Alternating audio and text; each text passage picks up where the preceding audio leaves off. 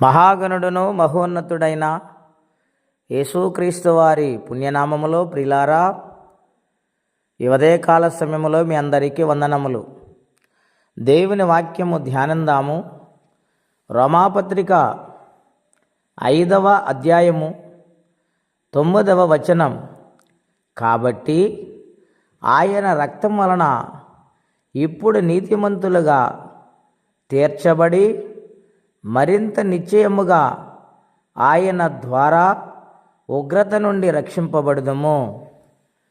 ప్రియమైన దేవుని బిడ్డలారా, అపోస్తులుడైన పౌలు గారు రోమా సంఘానికి ఉత్తరాన్ని వ్రాస్తూ ఉన్నాడు. ఆయన మాట్లాడుతూ అంటూ ఉన్నాడు, కాబట్టి అన్నాడు. అంటే అంతకుముందు ఇది జరిగింది కాబట్టి, ఇది చేశారు కాబట్టి అని ప్రారంభించిన ఈ మాటలో ఏమని వ్రాస్తుందంటే, దేవుడు మన ఎడల తన ప్రేమని వెల్లడిపరుచుచున్నాడు. ఇట్లనగా మనమింకనూ పాపులమే ఉండగానే క్రీస్తు మన కొరకు చనిపోయెను అన్నాడు.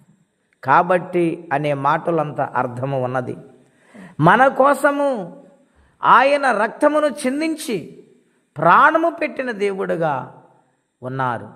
మన పాపములను క్షమించటానికి ఆయన దిగి వచ్చి ఉన్నారు. గనుక మనలను ఉగ్రత నుండి, రాబోవచ్చున్న ఆ మహాశ్రమల నుండి,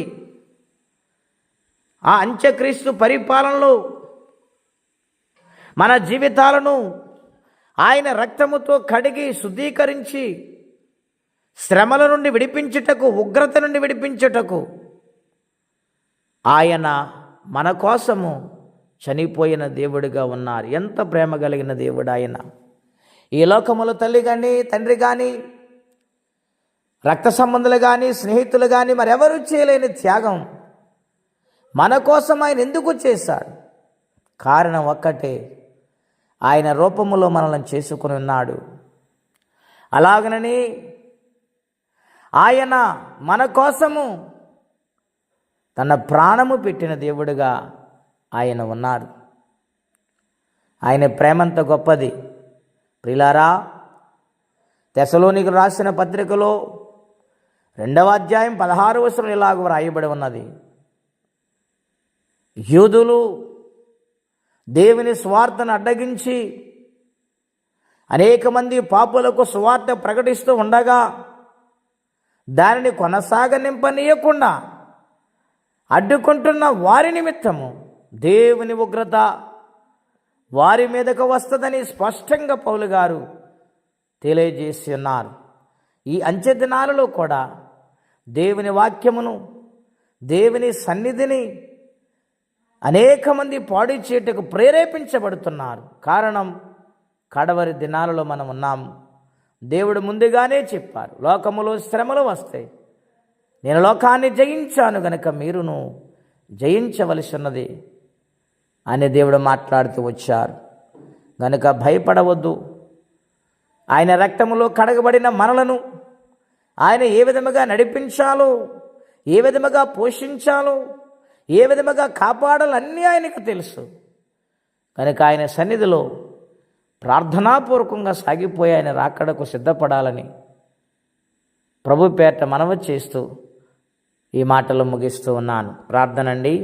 అత్యంత కృప కలిగిన దేవా, మహోన్నతమైన మీ నామము కొరకై వందనాలు.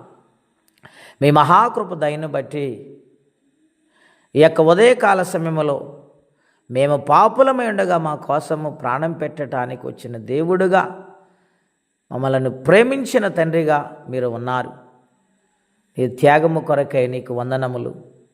ఏమిచ్చినా మీ రుణము తీర్చలేము నాయన. ఎవరి కష్టముల బాధలు ఉన్నారు వారికి సహాయం పంపించండి నాయన. నీ సన్నిధానములు నీ రుణము తీర్చుకునే భాగ్యం అందరికీ మీరు దయచేయమని, ఈ దినము దీవెనకరంగా మార్చమని యేసు నామములో అడుగుచున్నాము తండ్రి.